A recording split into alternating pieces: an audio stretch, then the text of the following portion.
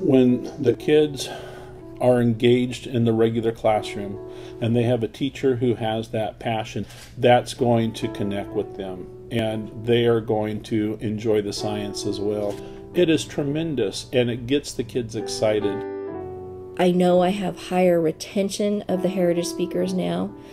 Very few of the ones who go through my program actually drop out, and I've got a much lower teen pregnancy rate. I know I don't get all of them in our school, but the ones I get stay. They graduate and they're applying for scholarships to be the first ones to go to college. It's pretty exciting.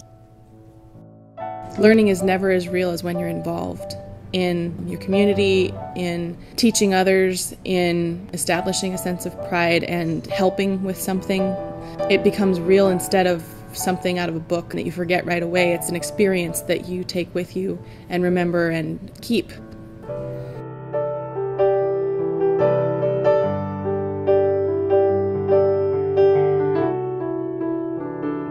Service learning is an instructional strategy so that students can learn how to not only do good, but do well. And it allows the students in this instructional method to really meet a real need and experience and share real learning.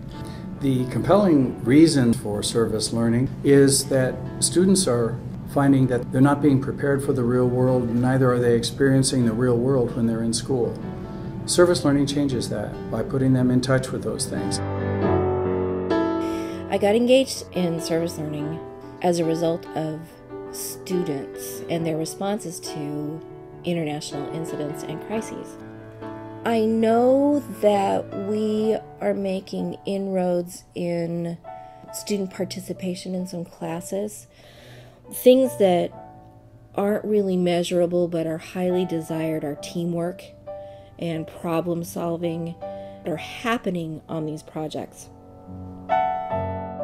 I'm Bruce Carden. I teach 6th grade at East Elementary School, been doing it for 29 years, and teach all subjects. I've learned over time that the kids learn more when they are actually doing the hands-on thing.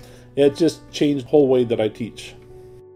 I think you increase science literacy by working with data. So service learning is usually sampling and acquiring data, measuring the characteristics of something.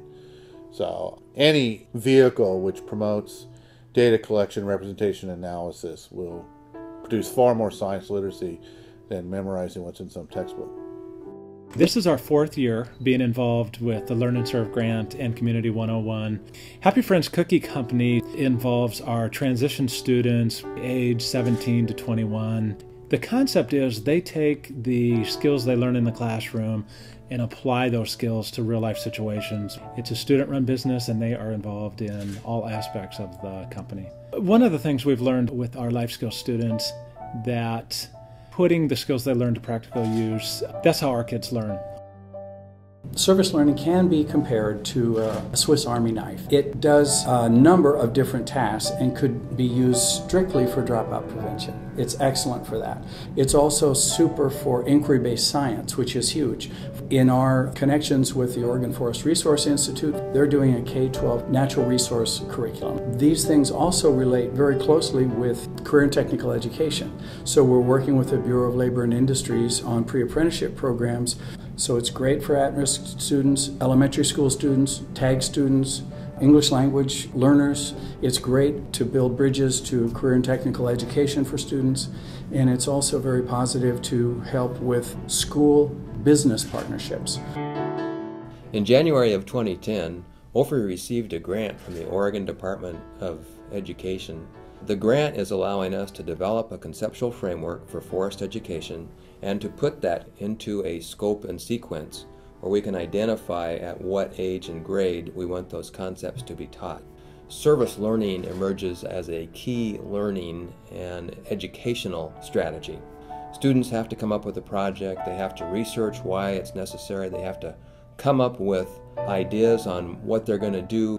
And then once that's all done, then they have to synthesize what they have done, look at the results, and then report that out to another body. And so over that period of time, students and teachers are very engaged in a process that's going to help them understand a lot of different things.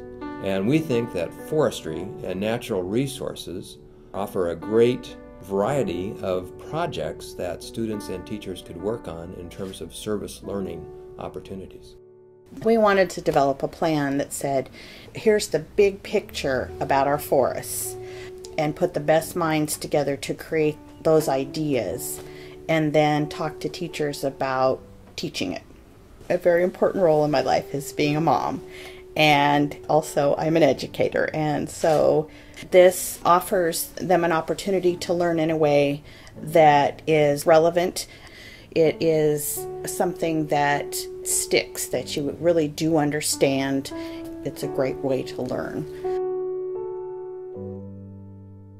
The beginning of Legacy was getting together some professional developers such as Oregon Department of Education, school districts, Oregon Youth Conservation Corps, Oregon Forest Resource Institute, OFRI, the College of Forestry from Oregon State University. So as we talked, we started to say, it would make a lot more sense if we would put together our limited resources and actually do something cooperatively. And so we took those pilot Legacy teachers, we gave them common training materials, and we made connections with our higher ed partners, and we started the Legacy Adventure in 2009, and it's been a great success. Last year I had 2 teachers from eSchool come to my elementary science methods course and taught lessons and demonstrated techniques and ideas to my science students. Having real teachers with real jobs working with real kids every day lends far more credibility to it. We're trying to infuse that vision at a really critical point in their development where they're forming their teacher identity. And if we do it now, then hundreds, thousands of kids down the road will be impacted by what we do here. It's so much more meaningful to hear information from people who are actually doing it. So, teachers teaching teachers is the best thing we can be doing for our pre-service teachers, or even our tenured teachers. I think it's pretty cool. I think the Legacy Project has really brought together a number of state and private agencies that haven't had conversations before.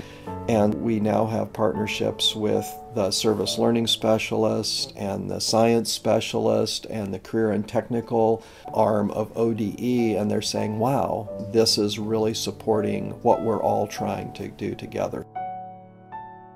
What teachers really want is regional teachers that they can work with, share ideas, and develop their profession. What we see in these professional development events is this sharing of knowledge that pushes each of them even further. And they form these great relationships so that they know that they have somebody they can email or call and bounce an idea off of.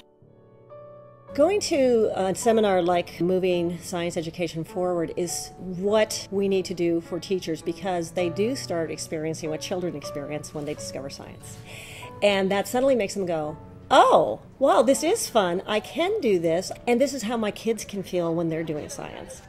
Also, being around other people who can bring new ideas to what you're doing is huge. I think service learning and the Legacy Project, there's really some exciting things that are happening with it.